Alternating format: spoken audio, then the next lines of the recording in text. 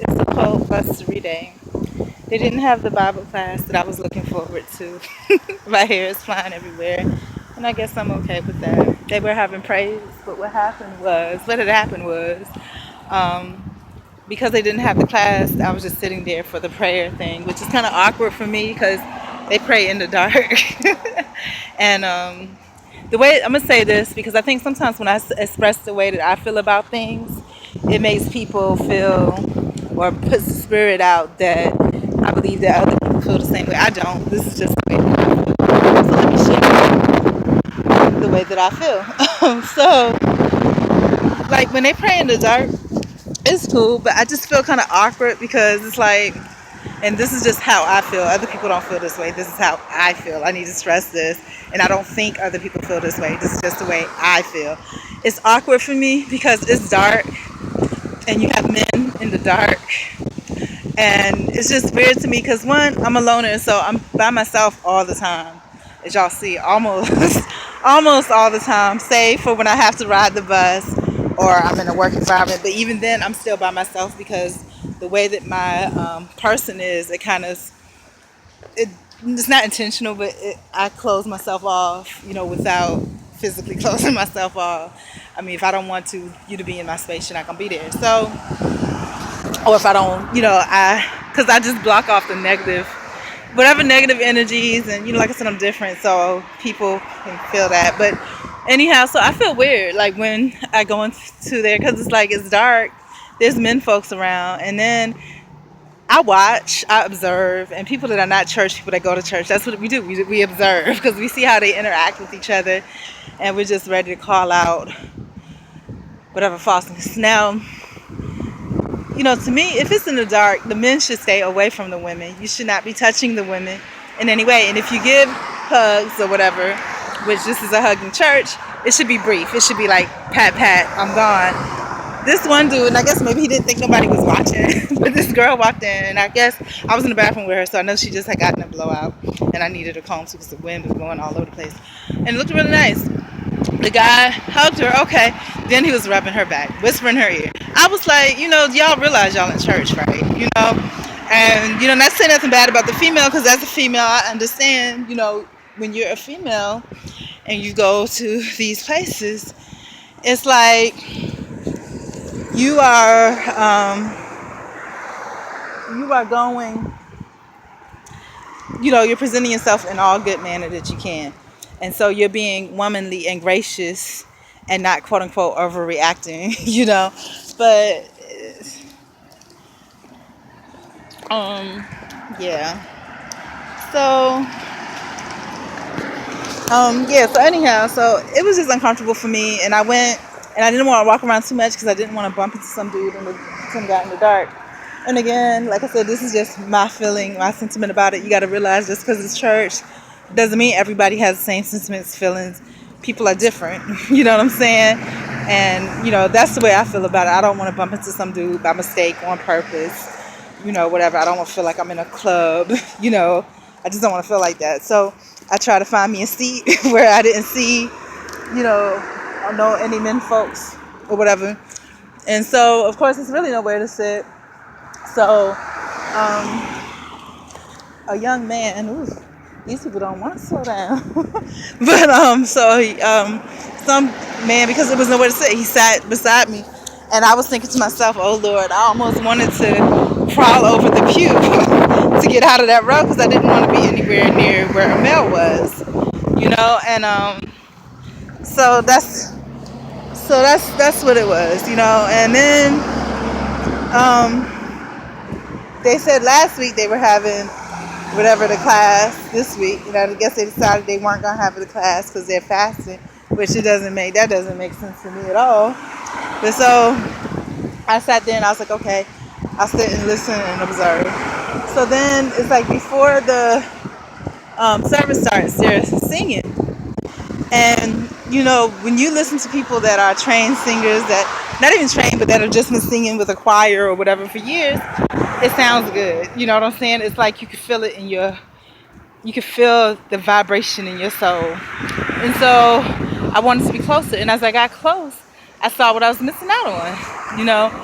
I heard I felt the vibration of the girls singing harmony and whatever, and it was just so beautiful to me, and I wanted to feel it more. And I thought, well, I should move because they were finished, and with me being that close up, it was going to be kind of odd. So So I didn't move though because I was like, well, let me hear. Does it sound better up here? The drums and the keyboards and all that sound a lot better. But I think I made some people uneasy because, again, I am different. Everybody, like all the women that are there, are real flossy. They're smiling and whatever. I'm not. I'm just, whatever. So, um, you know, yeah. But anyhow, so after a while, there was a young man that was sitting on the other end, and I thought he for sure, it made sense to me that he would go around to that part of the pew that he was to exit out, but he walked all the way down to my end, walking briskly, like if you walking fast. So I had to like kind of basically jump up, and he's like, "Oh, excuse me, sweetie." He's like 20, and I'm like, "Okay, fine." But I was like, I'm a big deal out of it. I hate being called sweetie, baby, honey, sugar.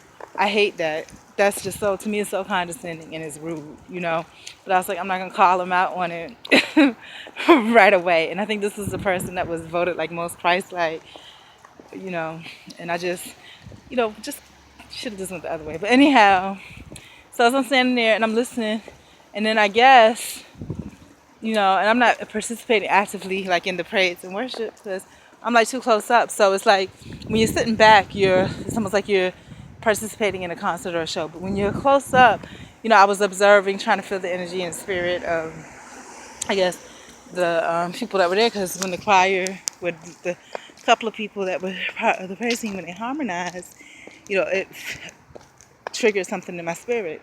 And again, I've been doing like spirit science lately, and it'll tell you a lot about the harmonies and the sounds and how they actually activate chakras, like the Om sound, and it really does. It does vibrate. You feel it. So,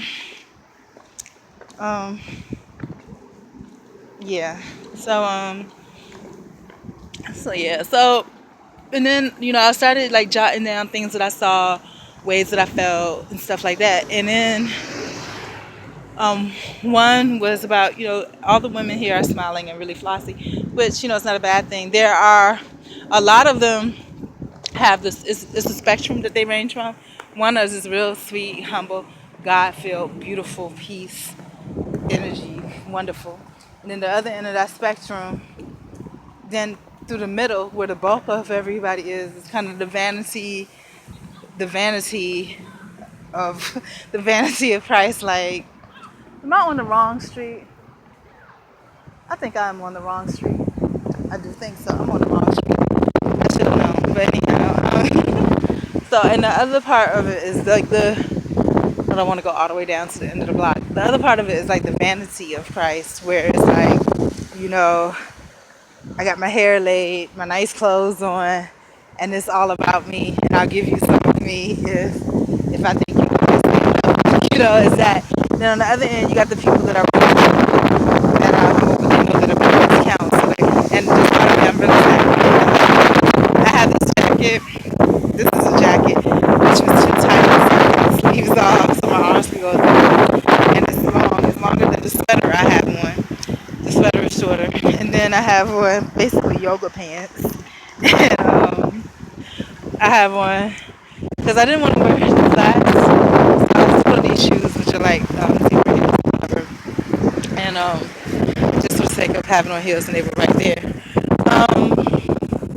Yeah, so that's the range of the women, and I wouldn't even know that the class was in there because I was waiting the whole time for the class, and then one of the ladies, the ones that would have a humble spirit like me, she came up to me and hugged me, and was telling me that they wasn't having a fast because they're fasting. That's not what they said last Sunday. You know what I mean? But it's okay. So,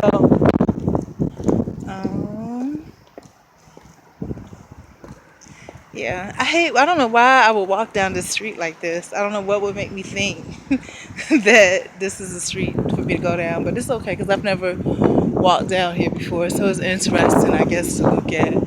you know. So anyways, I made some lentil bean pea or whatever soup. It's actually pretty good. Like the base of all soups. I'm starting to get it. It's just carrots, onions, and celery.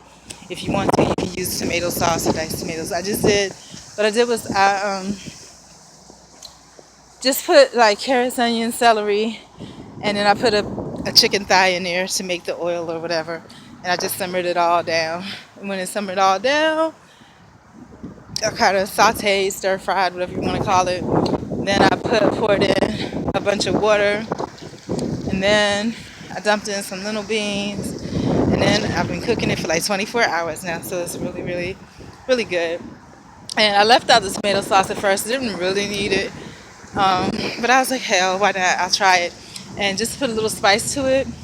I did like a little Korean crushed red pepper, and that's what I plan on sipping on all day. And it's so funny, like my intuition is always right, because initially I didn't want to come out to go to church because they were supposed to be doing something from the pastor's book, but I did come out because when I went to take out the garbage about 8 o'clock this morning, it was nice outside. So yeah, I was like, yeah, I'll go enjoy the outside, but that's the only reason that I go is for the class, really, and then I'll stay for a little bit of the praise and worship service, and then I'll leave. Yeah, so yeah, yeah. The other news, is that yesterday, remember how I said I gave $5 to that guy, and really I could not afford to be giving $5 to that guy. That's how I felt because I was scraping, but really, maybe in reality I could, and that's why God made it like that. And I remember when I got back, I scolded myself because I was like, I got to scrape together money to get the chicken and whatever, to have food and stuff. But I think really God meant it, because not only did I have enough, I had more than enough. And then I kind of scolded myself. I was like, okay, Maria, you want to be the person to give and all that good stuff, but you don't have it. And you need to realize that you need to stop, because you have a little bit of change. That little bit of change is exactly what you need. But God always provides, because I guess if God didn't want it to happen, it wouldn't have happened.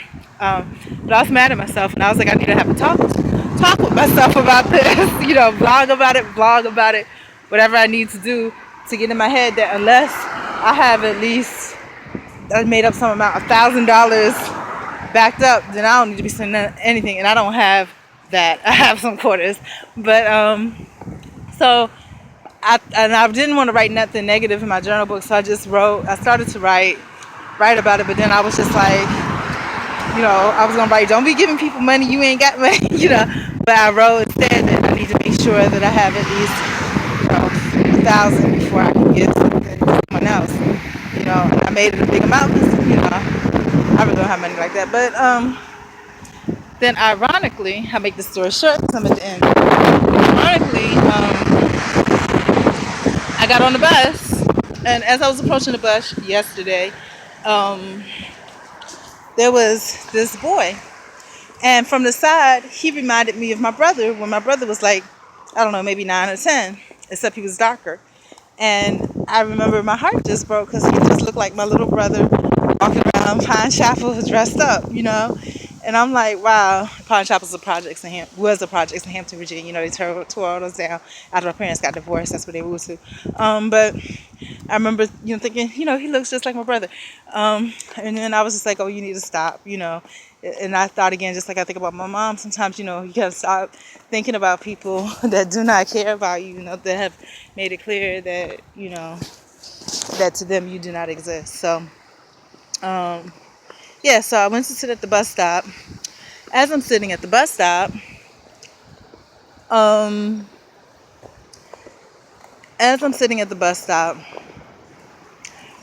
young man is sitting there. Then the bus comes. He gets on the bus, and I hear the bus driver say something like, I don't know, Link's busted, And so I asked the boy immediately. I didn't think about it, thinking, I just had to scrape together. I got like $10 worth of quarters, or nickels and dimes, scrape together all of that.